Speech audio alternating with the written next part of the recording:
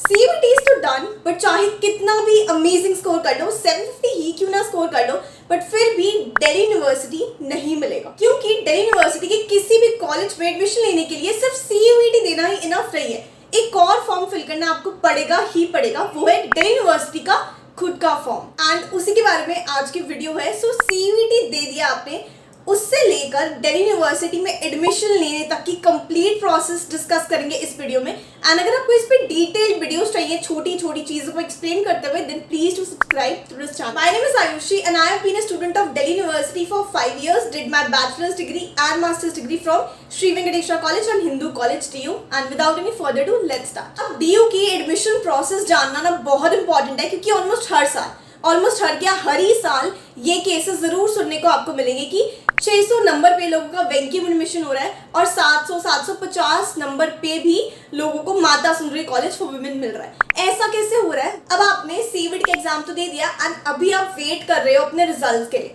Process क्या है? तो जल्दी ही स्टार्ट होने वाला है दिल्ली यूनिवर्सिटी का एप्लीकेशन सिस्टम। इसमें हमारा फर्स्ट स्टेप होता है जिसमें DU ना अपना खुद का एप्लीकेशन फॉर्म रिलीज करेगा, यानी कि CSAS common seat allocation system का एक पोर्टल होता है, उसको लाइव कर देता है। उस पोर्टल पे जाके आपको बस लॉगिन आईडी बनानी होती है एंड अपनी डिटेल्स फिल करनी होती है। तो ये फर्स्ट स्टेप है। अगर ये फॉर्म या फिर अगर ये पोर्टल पे आपने लॉगिन नहीं किया तो आगे कुछ नहीं होगा। DU की सीट आपको मिल ही नहीं सकती, चाहे CUET में आपने पूरे ही नंबर क्यों ना लेकर आए हो।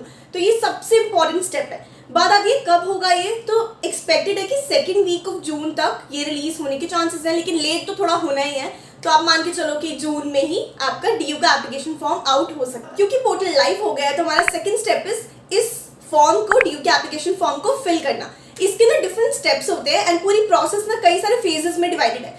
फॉर्म में आपको क्या क्या भरना है? पहले अपने डॉक्यूमेंट्स अपलोड का ध्यान रखना है एंड सेकेंडली आपको अपना CUET का एनरोलमेंट नंबर फिल करना है। क्योंकि हमारा एप्लीकेशन फॉर्म रिजल्ट के पहले बाद हो सकता है रिलीज, इन दैट केस आपको बस एनरोलमेंट नंबर डालना है। रिजल्ट कभी भी आए हमें उससे फर्क नहीं पड़ता है, क्योंकि जैसे ही रिजल्ट आएगा अपने आप ही वो ऑटो पॉपुलेट हो जाएंगे मार्क्स एंड आपके मार्क्स आ जाएंगे दिल्ली यूनिवर्सिटी के पास। अब ये ना फॉर्म काफी बड़ा होने वाला है, तो आई वुड सजेस्ट कि फॉर्म फिल करने से पहले यूट्यूब पे सर्च करके कोई भी एक वीडियो देख लेना कि कैसे इस फॉर्म को फिल करना है, क्या क्या चीजें इसमें जाएंगी।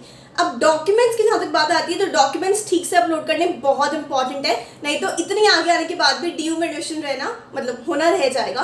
तो डॉक्यूमेंट्स में सबसे पहले आपको चाहिए होगी पासपोर्ट साइज फोटोग्राफ, जो कि आपके पास पहले से होगी क्योंकि हम तो वो स्टार्टिंग से करते आ रहे हैं, राइट। उसके बाद हमें चाहिए होंगी 2 मार्कशीट्स, क्लास 10th की भी और 12th की भी। 12th की आई नो पहले नहीं थी, बट अब तो आपके पास होगी। एंड जिन लोगों के पास नहीं भी होगी तो कुछ ना कुछ तो होगा जो आप उधर अटैच कर सकते हो फॉर द टाइम बीइंग। यहीं पर एक और इम्पॉर्टेंट डॉक्यूमेंट होने वाला है आपका कास्ट सर्टिफिकेट। सो अगर आप बिलोंग करते हो जनरल कैटेगरी के अलावा किसी भी कैटेगरी में, लाइक SC ST EWS या फिर OBC, इन दैट केस आपको अपडेटेड अपना सर्टिफिकेट अपलोड करना होगा। अब ये न्यूज़ आई थी कि जो भी EWS एंड OBC वाले लोग हैं, इन दैट केस उनका सर्टिफिकेट सेंटर वाला ही होना चाहिए एंड वो आफ्टर 31 मार्च 2024 ही आपका इशूड होना चाहिए। तो उस चीज़ का भी ध्यान रखना, क्योंकि ये जो छोटी छोटी चीज़ें होती है ये बहुत मैटर करती है।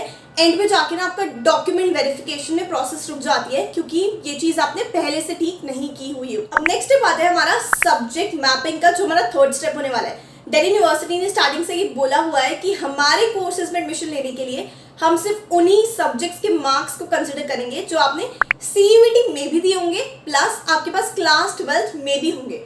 तो यहीं पे इस इंफॉर्मेशन की इंपॉर्टेंस आपको रियलाइज होने वाली है। अब जिन भी स्टूडेंट्स का CUET का एग्जाम अच्छा नहीं हुआ है, वो बहुत ही डिसअपॉइंटेड है अपने CUET स्कोर्स के साथ, या जिनको श्योरिटी है कि नंबर तो मेरे CUET में कम आने ही आने हैं, क्योंकि मुझे पता है कि मैं क्या करके आया हूँ या करके आई हूँ।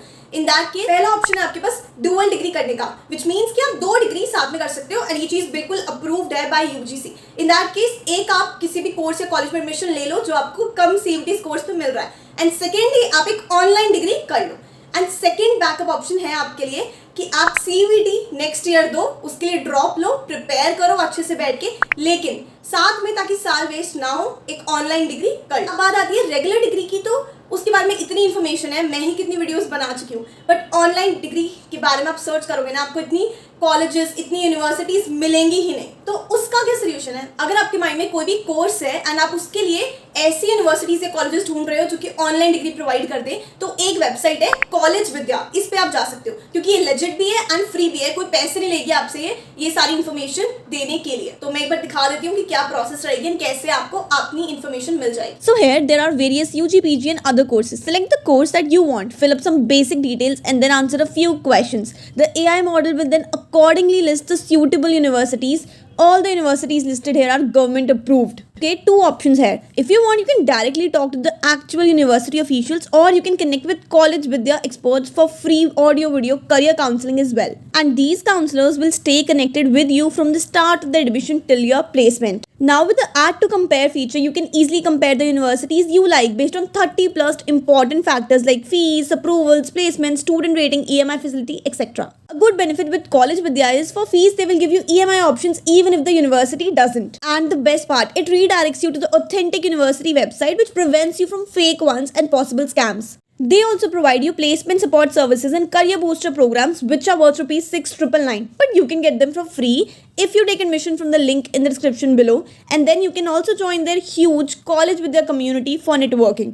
Overall, it's a one-stop solution for you. So do check the link of the website. क्योंकि इस स्टेप में आपको मैप करने होंगे अपने सब्जेक्ट्स। क्लास 12 में आपके पास suppose physics, chemistry, mathematics, English जो भी सब्जेक्ट्स थे उनको मैप कर दो अपने CVT वाले सब्जेक्ट्स के साथ। ऑब्वियसली इसमें आप जनरल टेस्ट वगैरह नहीं मैप करोगे, अपने डोमेन वाले सब्जेक्ट्स को आप मैप कर दोगे क्योंकि इन्हीं सब्जेक्ट्स के स्कोर्स वैलिड होंगे आपको किसी भी कोर्स में एडमिशन दिलाने के लिए। एंड उसके बाद आपको वहीं पे दिख जाएगी ये चीज़ कि आप कौन से कोर्सेज में एडमिशन लेने के लिए एलिजिबल हो। सिर्फ एलिजिबल मिल नहीं रहा है, सिर्फ एलिजिबिलिटी पता चल जाएगी। एंड इस प्रोसेस का फोर्थ और सबसे इंपॉर्टेंट स्टेप होने वाला है प्रेफरेंस लिस्ट बनाना। जो मैंने स्टार्टिंग में गलती मेंशन करी थी ना कि कैसे ज़्यादा मार्क्स होने के बाद भी लोगों को अपने पसंद का या फिर कोई टॉप कॉलेज नहीं मिल पाता है क्योंकि वो इस स्टेप में जाके बहुत ही ब्लंडर मिस्टेक करते हैं। मैंने ऑलरेडी वीडियो बनाई हुई है प्रेफरेंस लिस्ट पे जिसमें मैंने आपको डेमो प्रेफरेंस लिस्ट बना के दिखाई हुई है, तो आप उसको देख सकते हो, मैं लिंक कर दूंगी डिस्क्रिप्शन में। नहीं तो अगर किसी को भी पर्सनली हेल्प चाहिए प्रेफरेंस लिस्ट से रिलेटेड कि ये कोर्स है, आप मुझे प्रेफरेंस लिस्ट बता दो, तुम बस मुझे इंस्टाग्राम पे DM कर देना इस पर्टिकुलर हैंडल पे एंड आपको वहीं पे प्रेफरेंस लिस्ट मिल जाएगी। एंड ये सब ऑब्वियसली फ्री में होने वाला है क्योंकि इतनी कोई बड़ी बात है ही नहीं प्रेफरेंस लिस्ट बनाना, बहुत सिंपल है। बस एक फॉर्मूले को आपको फॉलो करके चलना होता है, वो ये है कि अपना दिमाग नहीं लगाना है कि मुझे क्या मिलेगा और क्या नहीं मिलेगा। सो आखिर करना क्या होता है, जैसे नेम इसका बता रहे हैं ना प्रेफरेंस लिस्ट, तो मुझे लिस्ट करनी है मेरी प्रेफरेंस कि मुझे कौन से कोर्स में कौन से कॉलेज में एडमिशन चाहिए, मेरे लिए क्या प्रेफर्ड है। तो इन दैट केस मुझे मेरा दिमाग नहीं लगाना है कि मुझे ये मिल सकता है या फिर नहीं मिल सकता है, मुझे बस चलना है कि मैं क्या चाहती हूँ या फिर मैं क्या चाहता हूँ, उस हिसाब से ही इस लिस्ट को बनाना है। इसलिए जो थोड़े लोअर वाले कॉलेजेस होते हैं ना उनको ऊपर नहीं रखना होता है, हमेशा जो अच्छे टॉप के कॉलेजेस होते हैं उन्हीं को ऊपर रखना होता है। तो टॉप के कॉलेजेस तो आपको पता ही होंगे, वो तो आप रख दोगे। मेन बात आती है कि कैसे हम कोर्स के साथ उनका कॉम्बिनेशन बना के लिस्ट कर। गलती आखिर होती का है, तो एक बच्चा जिसके 700 आए हैं आउट ऑफ 800, उसको ये लगा कि 700 तो मेरे ना बहुत कम है एंड मुझे ताकि कॉलेज मिल ही जाए, फर्स्ट लिस्ट में ही मुझे कॉलेज मिल ही जाए, इसलिए मैं क्या करती हूँ कि मैं कोई ऐसा कॉलेज सपोज कोई भी कॉलेज XYZ कॉलेज ले लेते हैं, उसको लिस्ट में ऊपर रख देती हूँ ताकि मेरी फर्स्ट प्रेफरेंस मैच हो जाए एंड मुझे एडमिशन मिल जाए।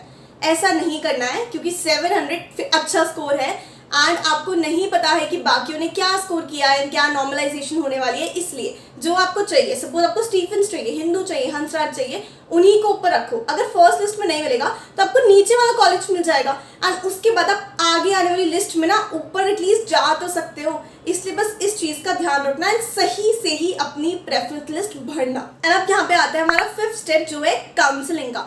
सारा काम हमारा हो चुका है, हमारे एंड से सब कुछ डन है। अब बात आती है DU के काम करने की। तो इन दैट केस आपको एडमिशन अलॉट होएगा, जो भी आपने लिस्ट भरी है प्लस आपके जो भी CVT के स्कोर्स है उसके अकॉर्डिंगली आपको कॉलेज अलॉट कर देंगे अगर आपको मिल रहा होगा तो। अब कई सारी ना लिस्ट निकलती हैं, फर्स्ट काउंसलिंग में आपको एडमिशन मिल गया या फिर नहीं मिला, दो ही पॉसिबल सिनेरियोज है।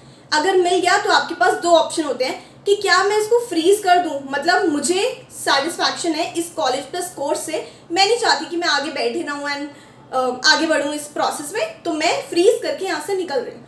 सेकेंड होता है फ्लोट करना, या फिर हम इसको कह सकते हैं अपग्रेडेशन में जाना। इसमें क्या होता है कि मेरे को इसमें तो एडमिशन चाहिए, अभी मुझे एडमिशन दे दो, लेकिन मुझे नेक्स्ट लिस्ट में भी कंसिडर करो ताकि मैं अपनी प्रेफरेंस लिस्ट में ऊपर बढ़ सकूं। तो वो हो जाता है हमारा सेकंड ऑप्शन। तो आपको जो भी ऑप्शन सही लगे आप वो दे दो।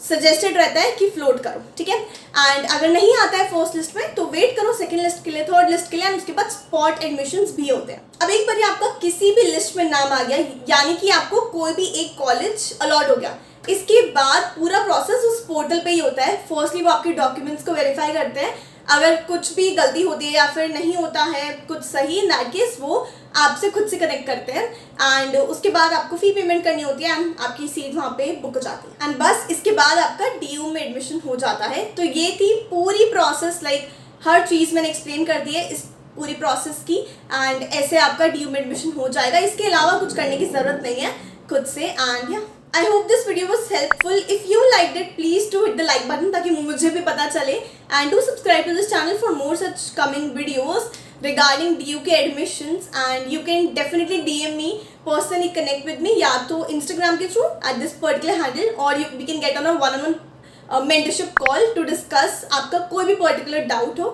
And yeah, I'll see you in my next video. Till then, keep watching the others and bye bye.